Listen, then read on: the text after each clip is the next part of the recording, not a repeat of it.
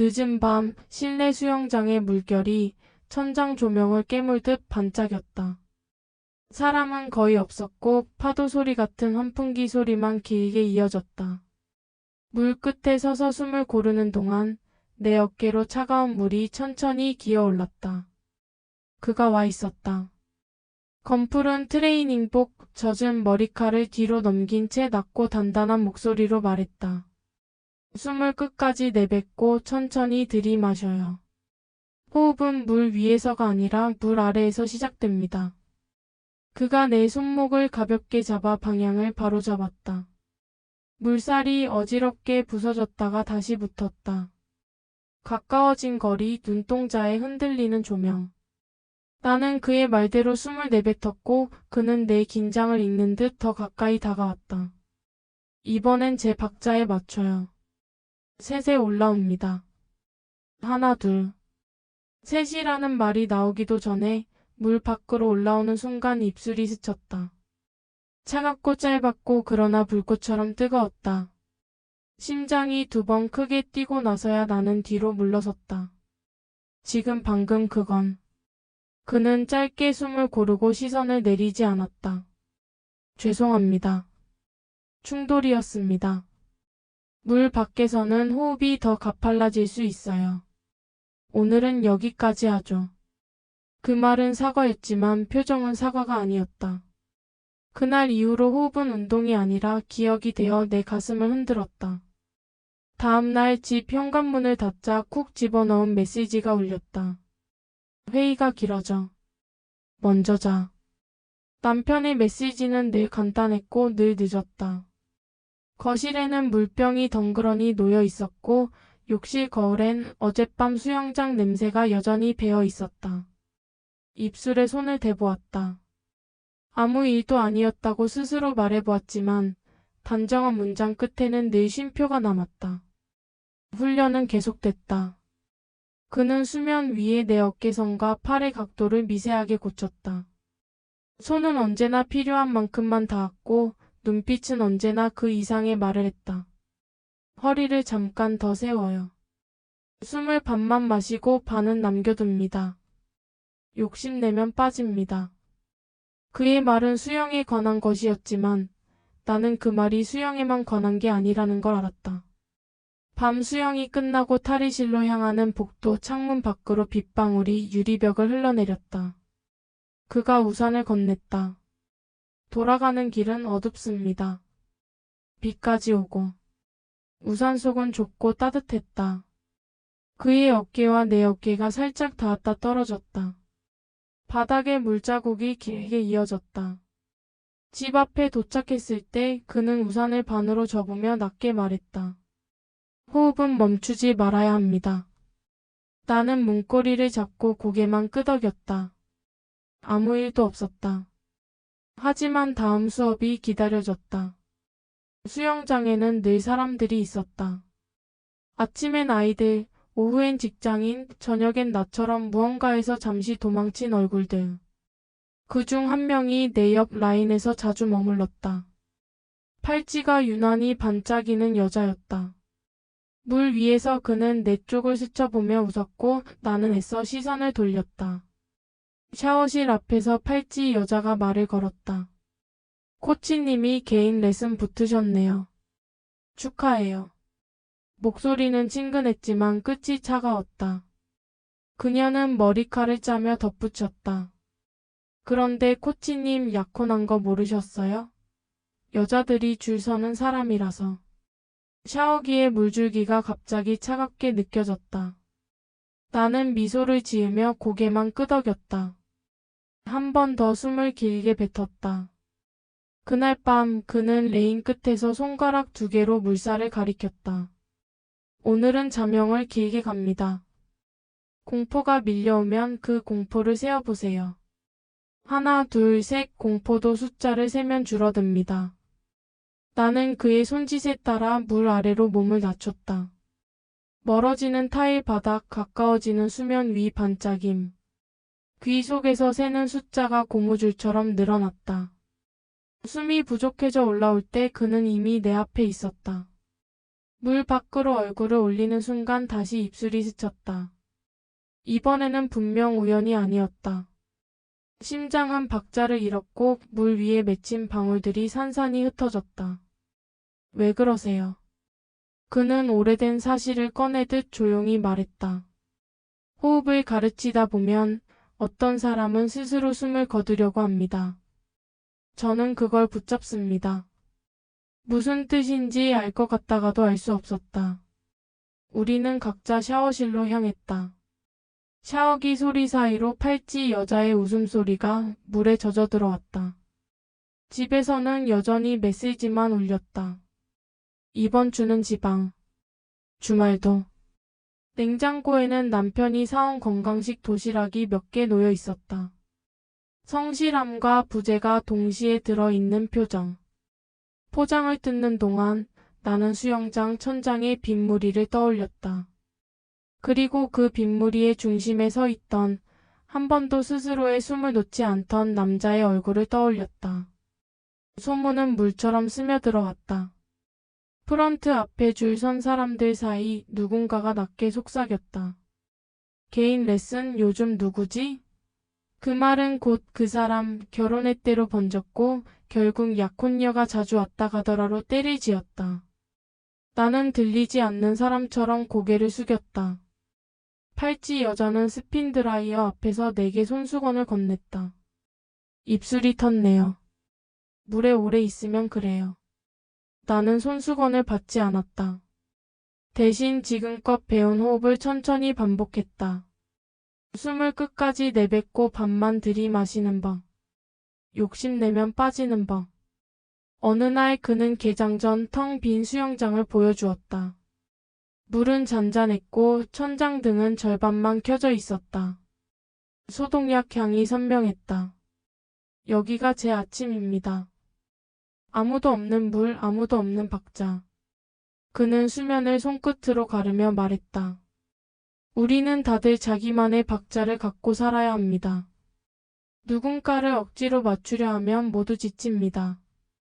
그럼 왜 저와 박자를 맞추려 하셨어요? 내가 묻자 그는 선을 긋듯 짧게 답했다. 어느 날은 구해주고 싶어서 어느 날은 구해달라고 해서. 이해하기 어려운 답이었다. 하지만 이상하게도 이해되고 싶었다. 팔찌 여자가 사라졌다. 며칠 뒤 프런트 직원의 낮은 수군거림이 들렸다. 그분 다시는 오지 않겠대. 약혼녀라면서. 그 말은 곧장 파장을 만들었다. 코치와 약혼녀 그리고 이름 없는 여자 사이의 이야기. 나는 이름 없는 여자였고 그 사실을 아무에게도 반박할 수 없었다. 주말 남편이 예고 없이 집에 돌아왔다. 넥타이는 느슨했고 눈 밑은 어두웠다. 요즘 늦게 들어오네. 운동한다더니 많이 빠졌네. 그의 말투는 관심이었고 관심 아닌 것이었다. 나는 그냥 고개를 끄덕였다. 수영장이 좋더라. 물속에서는 울어도 티가 안 나거든. 그는 허탈하게 웃었다. 그래도 입술은 티가 나네. 그가 화장대 위 립밤을 가리켰을 때 나는 비로소 깨달았다. 나는 숨을 고르는 대신 숨을 감추고 있었다. 수영장은 더운 여름처럼 소문으로 끓어올랐다. 어떤 이들은 그가 회원과 엮였다고 말했고 어떤 이들은 약혼녀가 떠나며 난동을 부렸다고 말했다. 매니저는 그를 따로 불렀다. 문틈 사이로 낮고 굵은 목소리가 새어나왔다. CCTV가 있지. 우리도 관리가 필요하다고. 그날 이후 그는 훈련 내내 눈빛을 낮추었다. 손끝은 더는 내 어깨에 닿지 않았다. 대신 말이 늘었다. 스스로 들어가서 스스로 나옵니다. 누가 밀어주지 않습니다. 자기 호흡을 남에게 맡기면 반드시 후회합니다. 나는 그의 말을 필사 노트처럼 마음속에 옮겨 적었다. 그러다 문득 그의 말이 그 자신을 향하고 있음을 알았다. 결정적인 날은 갑자기 왔다. 개장 시간 직전 약혼녀라는 여자가 프런트 앞을 막아섰다. 화장기 없는 얼굴 꽉 쥔 손. 그녀는 낮지만 또렷이 말했다. 그만두자고 했지? 그런데 왜 아직도 가르쳐? 왜 아직도 여길 떠나지 않아? 그가 대답하기 전에 매니저가 나섰다. 이용에 방해되면 퇴장 조치합니다. 그녀는 한 발짝 물러나며 내 쪽을 보았다. 당신이군요. 그 시선은 비난이 아니라 피로였다. 우린 모두 그 사람에게 자기 호흡을 맡겼죠. 결론은 하나예요. 물 밖에서 질식합니다. 그녀는 더 말하지 않았다. 돌아서는 뒷모습엔 매무새조차 남아있지 않았다. 밤 문 닫힌 수영장 뒤쪽 출입구에서 그가 기다리고 있었다. 손에는 작은 방수 케이스가 들려 있었다. 여기 그날들입니다. 케이스 안에는 USB가 있었다. 뭐가 들어있는데요? 제가 저를 지키려고 모아둔 것들. 그리고 당신을 지키려고 모아둔 것들. 그는 담담하게 말했다. 매니저는 소문을 광고로 씁니다. 약한 사람을 타겟으로 더 많은 등록을 받고 더 많은 의존을 만듭니다. 약혼은 무너졌고 회원들은 무섭게 몰려옵니다. 누군가는 멈춰야 합니다. 나는 숨을 길게 내뱉었다. 그럼 왜 지금까지? 수영을 가르치고 싶었습니다. 누군가가 스스로 숨을 찾는 걸 보고 싶었습니다. 하지만 내가 먼저 숨을 잃었죠.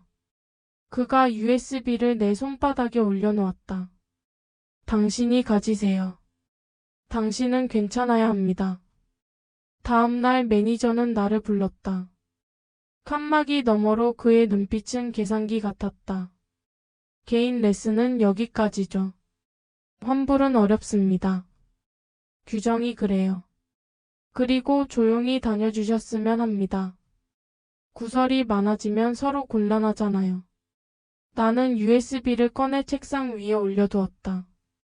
규정 얘기 전에 이걸 보시죠. 표정이 한번 흔들렸다. 눈빛이 분노와 계산 사이를 바쁘게 오갔다. 이건 어디서 난 겁니까? 물속에서는 울어도 티가 안 나지만 카메라는 다 봅니다. 당신이 회원을 어떻게 다뤄왔는지, 누구의 입에 어떤 말을 올렸는지. 그는 의자를 밀치고 일어섰다. 협박입니까? 아니요. 숨을 돌리자는 제안입니다. 저도 그 사람도 여기 오는 사람들도. 그날 오후 코치의 강습은 잠정 중단되었다. 매니저는 인사이동 공지를 띄웠다. 개인 사정으로 일정 변경. 소문은 또다시 방향을 바꿨다. 누군가는 그가 도망갔다고 했고 누군가는 내가 쫓아냈다고 했다. 사실은 둘 다 아니었다. 우리는 물 밖으로 나왔다. 각자의 박자대로. 한동안 수영장을 가지 않았다. 대신 집 근처 공원을 걸었다. 밤 공기에는 수영장 소독약 대신 흙 냄새가 났다. 벤치에 앉아있자 남편에게서 메시지가 왔다. 오늘은 일찍 끝났어. 라면 먹을래? 별것 아닌 말이었지만 별처럼 박혔다. 집에 돌아가 라면을 끓이는 동안 나는 그에게 물었다. 당신 요즘은 숨 잘 쉬어? 그는 젓가락을 멈추고 웃었다. 요즘 숨 좀 돌렸지. 너는? 나는 고개를 끄덕였다. 조금. 아직은 헤엄치는 중. 서로 아무 말 없이 라면을 먹었다. 뜨거운 김이 얼굴을 스쳤다. 그 김 속에서 나는 물 위와 물 아래를 구분하는 법을 다시 배우고 있었다. 남의 박자에 기대지 않고 내 호흡을 세는 법. 몇 주 뒤 우편함에 작은 봉투가 들어 있었다. 환불 및 사과 공지. 매니저의 서명이었다. 내부 고발자에 대한 내용은 없었고 단정한 문장들만 조용히 적혀 있었다. 수영장은 임시 휴장을 거쳐 운영 방식을 바꾼다는 공지도 함께였다. USB는 더 이상 내 손에 없었다. 어디에도 제출하지 않았다. 누군가를 완전히 가라앉히고 싶지 않았기 때문이다. 다만 물살을 바꾸고 싶었다.